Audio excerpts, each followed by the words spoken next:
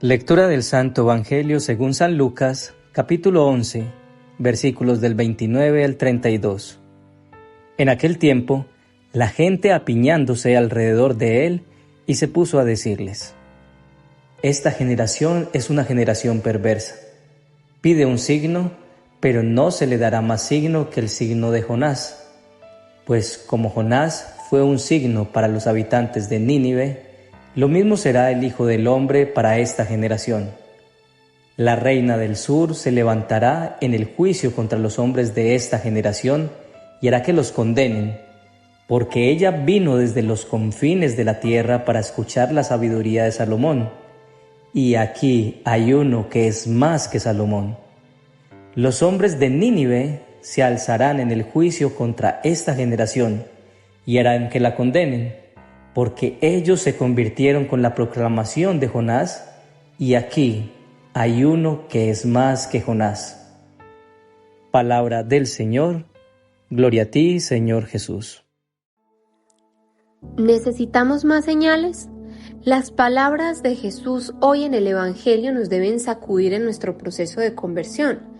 A veces, cuando leemos o escuchamos el Evangelio, creemos que se trata de narraciones netamente históricas, donde Jesús les habla a otros, y curiosamente, cuando pensamos de esta manera, es cuando más estamos siendo los protagonistas del mensaje. Jesús nos habla hoy a nosotros. Jesús te habla a ti y me habla a mí. Jesús habla hoy a nuestra generación perversa. En el contexto del Evangelio, Jesús recuerda a quienes le están escuchando dos acontecimientos históricos que muestran lo que un pueblo o una persona hace cuando acepta y se deja guiar con humildad. Hablemos de los habitantes de Nínive. Era un pueblo lleno de pecado y maldad. Desde el rey hasta los ciudadanos comunes creyeron en el mensaje de Jonás. Jonás fue un profeta enviado por Dios, quien mandó a la ciudad de Nínive a este profeta para que todo este pueblo se arrepintiera de sus pecados. El rey de Nínive se arrepintió y decretó que todos debían arrepentirse también. Ayunar y orar para buscar el perdón de Dios, promulgó este rey. El segundo acontecimiento se refiere a la reina del sur, también conocida como la reina de Sabá, quien a pesar de su importancia, riqueza y ocupaciones, decidió emprender un larguísimo viaje con las incomodidades propias del desierto para escuchar y dejarse guiar por la sabiduría del rey Salomón. Jesús, a partir de estos dos acontecimientos bien conocidos por los escribas y fariseos de la época, les reprende, pues a pesar de estar ante uno más grande que Jonás y que Salomón, no creían en su palabra ni en sus obras y seguían pidiendo más señales. Vamos a evaluarnos frente a las siguientes preguntas. ¿Aún no creemos en Jesús? Entonces nos falta conocerlo y estar en contacto con la palabra de Dios. Es un muy buen paso. Creemos en Jesús pero no en su palabra. Entonces nos falta coherencia. Creemos en Jesús y en su palabra, pero no nos convertimos ni nos dejamos guiar por ella porque seguimos parados en nuestras propias opiniones de cómo deberían ser las cosas. Entonces el mensaje del Evangelio es para nosotros. La reina del sur se levantará en el juicio contra los hombres de esta generación y hará que los condenen, porque ella vino desde los confines de la tierra para escuchar la sabiduría de Salomón. Y aquí hay uno que es más que Salomón. Vamos a reflexionar sobre el Evangelio de hoy a partir de los siguientes 3 puntos. Primero, ¿somos una generación perversa? Segundo, ¿pedimos más señales? Y tercero, actuemos como Nínive y la reina del sur. Primero, ¿somos una generación perversa? El pueblo de Nínive, que sería destruido en 40 días si no se convertía, se caracterizaba por comportamientos como la idolatría, es decir, adoraban a dioses falsos que los alejaban del Dios verdadero. También los caracterizaba la violencia e injusticia social, la inmoralidad, la arrogancia y la soberbia. El comportamiento de los ninivitas no era muy diferente al comportamiento de nuestra generación. Hoy como sociedad continuamos padeciendo de estas y otras maldades aún peores. Quizás nuestra peor maldad y por la que más dolor causamos a Dios es por la maldad hacia los niños. En Marcos 10, versículos del 13 al 16, podemos ver el lugar tan especial que tienen los niños para Jesús. Dejen que los niños vengan a mí y no se lo impidan, porque el reino de Dios es de quienes son como ellos. Les aseguro que el que no reciba el reino de Dios como un niño no entrará en él. Y tomándolos en sus brazos los bendecía poniendo las manos sobre ellos. Desafortunadamente, nuestra generación perversa está sumida en maldad hacia los hijos de Dios. Maldad que va desde la aprobación de leyes que permiten su asesinato en el vientre de sus madres hasta la trata de estos pequeños, donde se calcula que cada día 3.000 niños son vendidos para ser esclavizados y explotados económica y sexualmente por grandes redes en un mercado que ha superado el del tráfico de drogas y armas. Niños que son reclutados por organizaciones criminales y grupos subversivos, niños que son abusados sistemáticamente por familiares o personas cercanas a las familias. Dios mío, ten misericordia de esta generación perversa. Como si lo anterior fuera poco, en esta generación, más que en cualquier otra, los hijos de Dios están sometidos a la ausencia de sus padres por la dinámica social que obliga a trabajar a papá y mamá, quedando bajo el cuidado de terceros y expuestos a la influencia permanente de medios digitales en los que la maldad sigue teniendo a los niños como sus principales víctimas, creando programas infantiles y videojuegos atractivos pero con contenido perverso, en el que se fomenta la violencia, la inmoralidad y los antivalores que continúan destruyendo la sociedad. Estaban Marcela y su mamá, Nina. Nina iba a la iglesia de vez en cuando los domingos, pero pensaba que no quería ser fanática como su mamá, que según ella no salía de la iglesia. Sin embargo, en ese momento estaba con su hija pidiendo una cita para que su hija abortara. A Nina le había costado mucho pagarle la universidad y no iba a permitir que se tirara la vida. Bueno, eso era lo que le decía a Marcela, su hija. Marcela en el fondo pensaba, ¿yo arruiné la vida de mi madre? ¿Es tan malo tener un hijo? Marcela, quien no había tenido conversaciones con su madre sobre el valor de su propio cuerpo, la castidad, el matrimonio y adicional todas las influencias de la música sobre una sexualidad temprana, por fuera del matrimonio, sin compromiso, hizo que cayera en la promiscuidad, sin medir las consecuencias. Marcela estaba asustada. En el fondo no se sentía bien con lo que estaba haciendo su madre y lo que ella misma iba a hacer. Segundo, ¿pedimos más señales? Dice en su palabra, esta generación es una generación perversa. Pide un signo, pero no se le dará más signo que el signo de Jonás. Al parecer, quienes le apiñaban allí pedían una señal más para creer después de todos los milagros, signos y prodigios que Jesús había realizado delante de ellos. Su orgullo no les permitía ver y mucho menos creer en Jesús.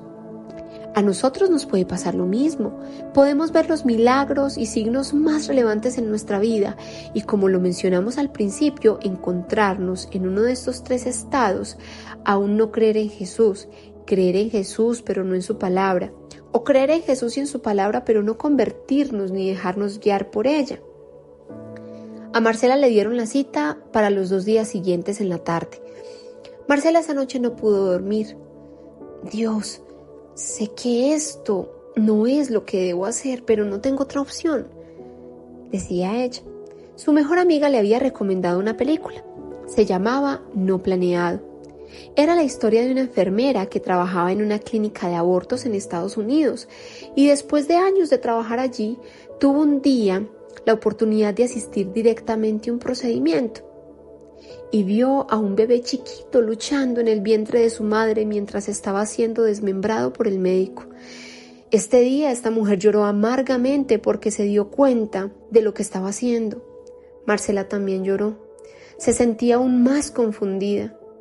Dios mío, dame una señal, ¿qué hago? Su abuela, la madre de Nina, no sabía nada. Marcela al otro día sintió que debía ir donde su abuela. Tercero, actuemos como Nínive y la reina del sur.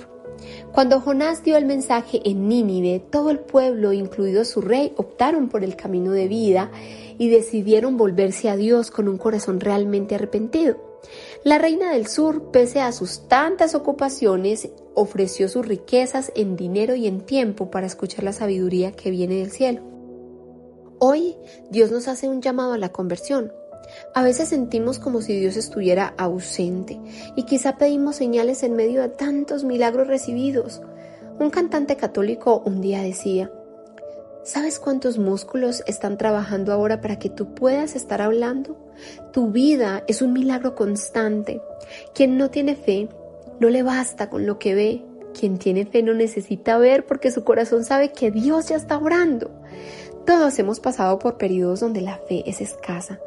Hoy seamos como el pueblo de Nínive, arrepintámonos de nuestro viejo hombre y a pesar de nuestras muchas ocupaciones, vayamos a Él con un corazón humilde, dispuesto a seguirlo, veamos o no sus señales. Aunque más bien podríamos pedirle al Señor que quite nuestra ceguera, porque de señales estamos realmente rodeados. La reina del sur tuvo que recorrer un largo camino para llegar a Salomón. ¿Qué tan lejos está la iglesia de tu casa? ¿Qué tan lejos estás de Jesús? Hoy Jesús nuevamente te llama. Marcela tomó sus ahorros y viajó 10 horas para llegar donde su abuela, quien se sorprendió y se alegró mucho de verla.